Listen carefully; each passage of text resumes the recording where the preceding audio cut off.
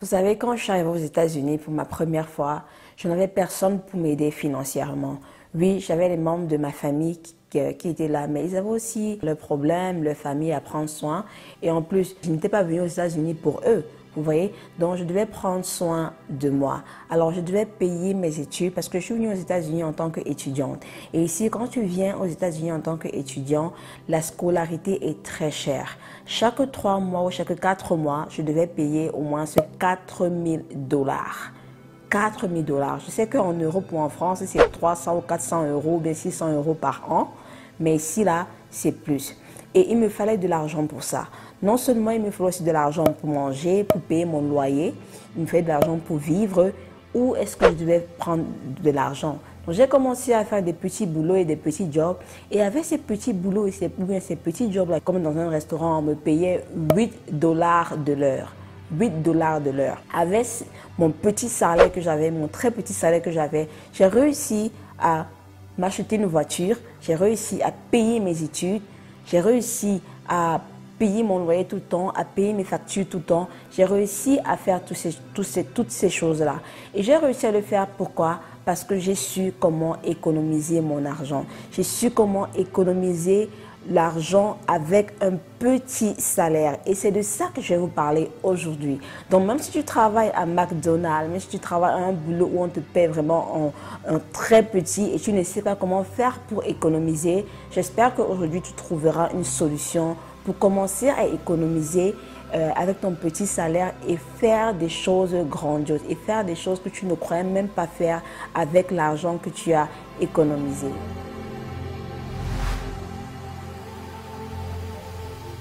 Alors, si c'est ta première fois d'être sur cette chaîne-ci, mon nom c'est Josifia Rizado et je parle sur comment tu peux devenir youtubeur, comment faire de l'argent en ligne, comment être un entrepreneur. Je parle de tout ce qui a trait avec YouTube, comment grandir sa chaîne YouTube, comment se faire payer par YouTube. Parce que je suis youtubeuse, ça fait déjà près de 8 ans et je pense que je connais quand même un petit quelque chose pour pouvoir vous apprendre et partager avec vous. Donc, si tu es quelqu'un qui est intéressé à l'indépendance financière, à savoir comment gérer ses finances, j'espère que tu seras vraiment ensoleillé sur cette chaîne. Donc, n'oublie pas de t'abonner et n'oublie pas de cliquer sur le petit like. Alors, la première des choses que tu dois faire, c'est faire un budget. Cela signifie quoi? Cela signifie que tu dois savoir combien entre et combien sort. Tu dois savoir exactement combien on te paye et tu dois savoir aussi exactement combien tu dépenses chaque mois. Tu dois savoir ça et pour cela, il faut faire ton budget. Il faut établir un budget, il faut faire un budget. Il y a beaucoup de templates qui peuvent t'aider à faire ton budget. Et pour faire un budget, c'est vraiment très facile. Si vous voulez plus par rapport à comment faire un budget, dites-le moi et je vais faire une vidéo par rapport à ça. Parce que moi, personnellement, je fais mon budget tous les mois. Tous les mois, je connais combien d'argent j'ai reçu et je connais aussi combien d'argent je dépense. Ça, c'est très important pour savoir comment économiser. Alors, la deuxième des choses, c'est quoi? C'est la maison. Si tu as la grâce que tes parents sont dans la même ville que toi, ou bien tu as de la famille autour de toi et que tu peux vivre avec eux, va vivre chez tes parents, va vivre avec ton oncle ou bien ta tante, va vivre avec eux, comme ça tu pourras économiser l'argent du loyer. Si par contre tu n'as pas tes parents ou bien un membre de la famille avec qui tu peux habiter gratuitement, tu peux chercher un appartement avec des colocataires. Cela signifie que tu prends une maison et il y a peut-être 3 chambres. Toi, tu dors dans une seule chambre et tu loues les 2 autres chambres là. Ou bien tu peux t'organiser avec les amis. Et avec tes amis, vous cherchez une maison que vous pouvez diviser. Chacun a sa chambre et vous divisez le loyer par le nombre de personnes. Moi, je me rappelle quand je vivais en Tunisie, je n'avais pas beaucoup d'argent et c'est l'une des choses que je faisais. Je vivais avec des colocataires. On avait pris une grande maison et on vivait et chacun avec sa chambre. Mais moi et une autre fille, on n'avait pas assez d'argent comme les autres. Donc nous, au lieu que chacune de nous ait sa chambre, ce que nous on a fait, c'est qu'on a pris une chambre pour nous deux. Donc à la fin du mois, quand il fallait diviser le loyer de la maison par 5, parce qu'il y avait 5 chambres, on divisait plutôt le loyer de la maison par 4. Parce que nous deux, on était dans une seule chambre. Donc, on payait la moitié du prix. Donc, ça, c'est quelque chose aussi que tu peux très bien faire. Si maintenant tu es déjà une famille, tu es un couple, tu es marié, tu as des enfants, par rapport à la maison, essaye de te trouver une maison que tu peux afford, une maison qui ne dépasse pas les 1/3 de ton salaire. Les 1/3 de ton salaire, c'est ça la limite pour ta maison ou bien pour ton loyer. Cela signifie quoi? Tu dois rechercher, tu dois aller dehors et shop. Tu dois chercher une maison ou bien un loyer que tu peux afford, que tu peux payer. Si cela va te demander de partir dans certains quartiers que tu ne veux pas ou bien que tu ne peux pas, pour un moment, tu devras sacrifier et partir vivre dans ces quartiers-là. Moi, je me rappelle, un certain temps, je vivais dans un immeuble, je louais dans un immeuble où, c'est pas que je suis contre les gens avec qui je vivais, mais l'atmosphère, l'environnement n'était pas vraiment safe. L'environnement n'était pas vraiment en sécurité. Et en plus, il y avait beaucoup de souris dans l'appartement où je vivais. Donc, ça veut dire que j'avais des souris partout chez moi. Dans l'appartement où je vivais, dans ma chambre, dans ma cuisine, il y avait des souris partout. Je m'étais déjà plaint aux gens qui s'occupent de cet appartement-là. Je m'étais déjà plaint, mais ils ne pouvaient rien faire parce que même si je tuais ces souris-là, mon voisin a les souris qui devaient venir chez moi. Bref, j'ai dû me sacrifier pendant une année et vivre dans cette place-là.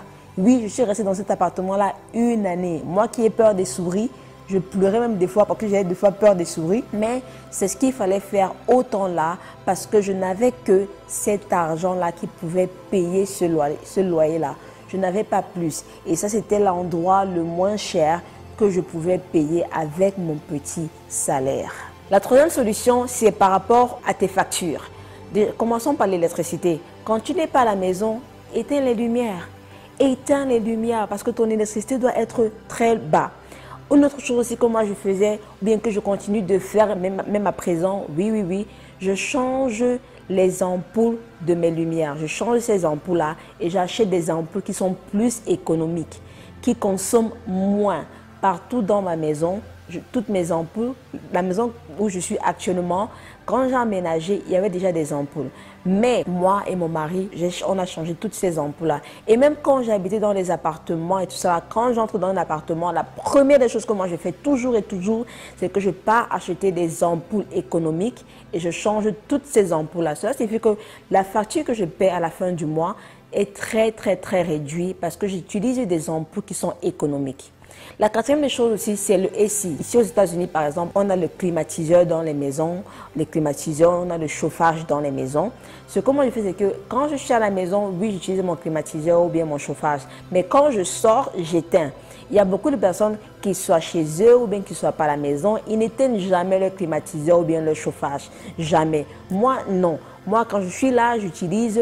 Quand je vois que c'est même un peu chaud, j'éteins. Donc, si je ne suis pas là, tout est éteint.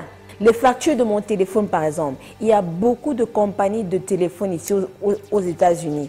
Moi, ce que j'ai fait, c'est quoi? J'ai cherché le moins cher. Donc, je chope pour le moins cher. Il y a beaucoup de compagnies, les prix, c'est 80 $ le mois, d'autres, c'est 100 $ le mois, d'autres, c'est 40 $ le mois, d'autres, c'est 30 $ le mois. Ce que moi, j'ai préféré faire et que j'utilisais même quand j'étais étudiante jusqu'à maintenant, c'était 40 $ le mois. Avec appel illimité, Internet illimité, c'était le moins cher. C'est ce que j'ai toujours utilisé jusqu'à aujourd'hui, jusqu'à nos jours. Même si j'ai plus d'argent, je continue toujours à utiliser ce service de téléphone-là. Pourquoi? C'est moins cher. C'est moins cher. Si je ne chopais pas around, je ne devais jamais savoir qu'il y a telle compagnie de téléphone qui donne du service à un petit prix.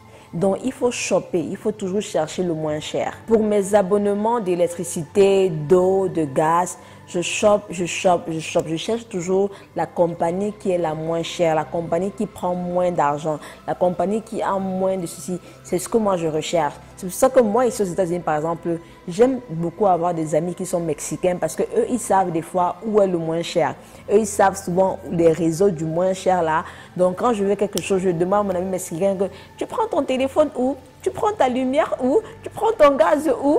Parce que je sais que eux, ils utilisent toujours les choses qui sont moins chères. Donc, c'est vraiment eux qui me guident des fois sur où je dois prendre mes services en fait. Même chose pour la connexion Internet. je cherche toujours le moins cher. Je chope, je chope, je chope. S'il y a 10 compagnies dans ma ville qui offrent Internet, je vais me renseigner dans les 10 compagnies et je vais prendre celle qui est la moins chère et qui est bien. Mais bon, je cherche toujours celle qui est la moins chère. Donc voilà un peu.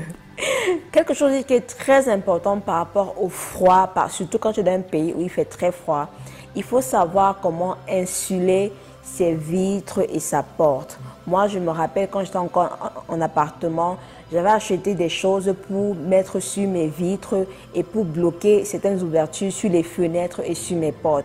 Comme ça, quand il fait froid, ma maison ne devient pas trop froide rapidement. Parce que des fois, la chaleur ou bien la fraîcheur vient des fenêtres, des petites ouvertures qu'il y a entre les fenêtres et entre les portes. Donc moi, je bloquais ces ouvertures-là. Comme ça, je dépense moins d'électricité, je dépense moins de chauffage et de climatiseur. Prochaine méthode pour économiser, c'est par rapport au transport. Alors, quand j'étais étudiante, moi, quand j'ai commencé, je prenais le bus. Je prenais le bus parce que c'était moins cher, parce que bon, je n'avais pas d'argent pour acheter la voiture.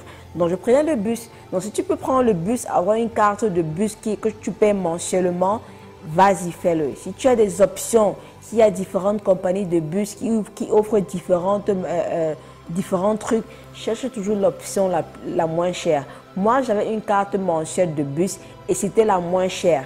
Je n'avais pas une carte de bus, je me rappelle quand j'étais encore en Tunisie, je n'avais pas la carte de bus qui prend tous les bus et tout ça pour l'année, non. J'avais seulement pris la carte de bus qui va de chez moi à l'école et de l'école à chez moi. C'est tout ce que j'avais. Et aussi l'option qui me donnait de partir aussi à l'église. Parce que c'était les deux places où je partais le plus. Donc j'ai pris seulement une carte de bus qui m'amenait à l'école et qui m'amenait à l'église. Et c'était tout. Donc cela signifie que je dépensais moins par rapport même à mon ticket de transport. L'autre chose, c'est que si tu veux acheter une voiture, achète une voiture qui ne consomme pas beaucoup. Tu as déjà un petit salaire. Achète-toi une voiture que tu sais que tu vas dépenser par semaine 20 € ou bien 20 $ sur l'essence. Je dis ça pourquoi? Parce que moi, je me rappelle quand j'ai acheté ma première voiture, je n'avais pas beaucoup d'argent et j'ai cherché une voiture qui ne consomme pas beaucoup. Chaque semaine, je mettais 20 $ dans ma voiture pour mon essence. Je ne pouvais pas dépenser plus de 20 $. Sinon, je devais être au noir, quoi. Donc, je savais que pour moi, ce que je pouvais afford, ce que je pouvais me permettre, c'était 20 $ par semaine pour l'essence de ma voiture. Donc, cherche une voiture que tu peux afford, une voiture qui ne consomme pas beaucoup. La troisième chose que tu peux aussi faire, c'est que cherche des gens avec qui tu vas conduire. Par exemple, je me rappelle quand j'étais à l'université, ici aux États-Unis, j'avais des amis, nous tous on avait des voitures, mais il fallait que j'économise. Alors on a trouvé l'option que aujourd'hui c'est toi qui nous amènes à l'école, demain c'est toi, après-demain c'est toi. Ou bien cette semaine-ci c'est toi qui conduis, la semaine prochaine c'est toi qui conduis, la semaine qui vient c'est toi qui conduis. Donc cela signifie quoi? Comme on était à 4 et on avait 4 voitures, je faisais près de 3 semaines sans utiliser ma voiture. Cela signifie quoi? Je fais de l'économie du gaz. Vous voyez? J'économisais en gaz. Donc les 20 € que je dépensais toutes les semaines là, cela signifie que je gardais 60 $. Donc avoir des partenaires des fois avec qui vous pouvez utiliser la même voiture et économiser, ça aussi c'est une très bonne manière pour économiser. Alors maintenant parlons de nourriture. La nourriture est très importante, on veut manger et tout ça là. La nourriture, quand tu as un petit salaire, cela signifie quoi? Tu ne dois pas manger dehors, tu ne dois pas manger dans les restaurants, c'est un non, non, non. Manger dans les restaurants et manger dehors tout le temps, même fast-food, c'est cher. Ça devient cher. Donc, qu'est-ce que tu dois faire? Tu dois préparer. Si tu ne sais pas préparer, commence à préparer. Donc, préparer aide aussi à beaucoup économiser. La deuxième chose aussi que je peux te conseiller de faire, c'est que si tu as des amis qui préparent beaucoup, ou bien des amis qui travaillent dans les restaurants et que tu peux des fois partir là-bas manger gratuitement, c'est aussi bien. Je ne vais pas vous mentir, moi quand j'étais encore à l'université et des fois je n'avais pas l'argent, j'avais un ami qui était un manager dans un restaurant et chaque fois que je partais de le rendre visite dans le restaurant là, j'avais free nourriture, j'avais free food chaque fois. Donc des fois je n'avais pas l'argent pour acheter la nourriture ou même parce qu'il y avait des fois des moments où je devais vraiment économiser sérieusement pour payer mes études et des fois je n'avais pas l'argent pour manger. Je savais que la semaine-ci je vais partir voir mon ami dans son restaurant et j'aurais free food. Donc c'est ce que je faisais souvent, je ne vais pas vous mentir. mentir. Ou bien même, des fois, je partais chez des amis, je sais qu'elle prépare tout le temps, c'est une prépareuse, elle aime préparer et elle aime donner la nourriture quand tu viens la rendre visite. Je partais chez mon ami, je dis que, girl, qu'est-ce que tu as préparé aujourd'hui? J'ai faim. Et c'est comme ça que je mangeais gratuitement. Donc, des fois aussi, il faut aussi faire ce genre de choses-là. Si tu as honte de faire ça, je ne sais pas. Est-ce que c'est mauvais? Je ne pense pas que c'est mauvais parce que mes amis, là, ils savaient tout ce que je viens manger. Donc, voilà un peu. Ça, c'est une méthode, en fait. La prochaine astuce pour bien économiser aussi, c'est il faut devenir un minimaliste. Cela signifie quoi? Ça signifie que tu dépenses moins, tu achètes moins. Tout ce que tu achètes, ce sont des choses que tu as vraiment, vraiment besoin. Si tu n'as pas besoin de quelque chose, tu n'achètes pas. Tu as déjà 2 sacs ou bien 3 sacs. Tu n'as pas besoin d'un 4e sac ou bien d'un 5e sac parce que c'est à la mode, parce que c'est sorti. Non. Tu n'as pas besoin de la nouvelle paire de chaussures qui est sortie parce que tout le monde a ça, c'est à la mode. Il me faut aussi la paire de chaussures là. Tu n'as pas besoin de ça. Tu as déjà 2 paires de chaussures, bien 3 paires de chaussures que tu portes tout le temps. Garde ces chaussures là et porte ce que tu as. Ne dépense pas ton argent à acheter du n'importe quoi. Économise cet argent là. Donc, deviens minimaliste. Achète uniquement ce que tu as besoin. Ce que tu as besoin, pas ce que tu veux, mais ce que tu as besoin et que tu utilises. Et même quand tu achètes des choses, cherche toujours des bons deals. Va toujours dans les magasins où le prix est souvent réduit, achète des choses en solde. Et même en solde, là, des fois, faites attention. Des fois, les choses sont même des fois plus chères en solde. Donc, quand tu achètes quelque chose, rassure-toi que tu achètes ça à un prix vraiment réduit. Et la dernière stratégie que j'ai pour vous, c'est qu'il faut chercher soit un deuxième job ou bien une deuxième activité qui te donne de l'argent. Il faut le faire parce que ça va t'aider à plus économiser et ça va t'aider un peu à être moins stressé. Parce que si tu gardes seulement ton job, par exemple, si moi je gardais seulement mon job de 8$, je devais être beaucoup stressée parce que ça n'allait pas vraiment m'aider à bien économiser comme je voulais. Donc, il fallait que je trouve un deuxième job ou bien un troisième job pour quand même avoir un peu d'argent. Et c'est pourquoi des fois, de temps en temps, je tressais les gens. De temps en temps, je faisais le baby sister quand j'étais étudiante. Mais je travaillais des fois dans les restaurants en tant que serveur de temps en temps, même si c'est une fois par semaine. Donc, trouve-toi une petite activité, un petit job qui va te rapporter un peu plus d'argent et comme ça tu pourras économiser plus. Je te recommande vraiment de regarder la prochaine vidéo aussi, cette vidéo aussi, parce que cette vidéo aussi va t'aider encore à devenir encore plus financièrement indépendant et ça va prendre tes finances au contrôle. Alors, ça va vraiment t'aider à sortir de la pauvreté. Donc, si tu as aimé cette vidéo-ci, si tu as aimé tout ce que j'ai dit, vraiment, laisse-moi des commentaires en bas, like cette vidéo-ci et on se voit à la prochaine vidéo.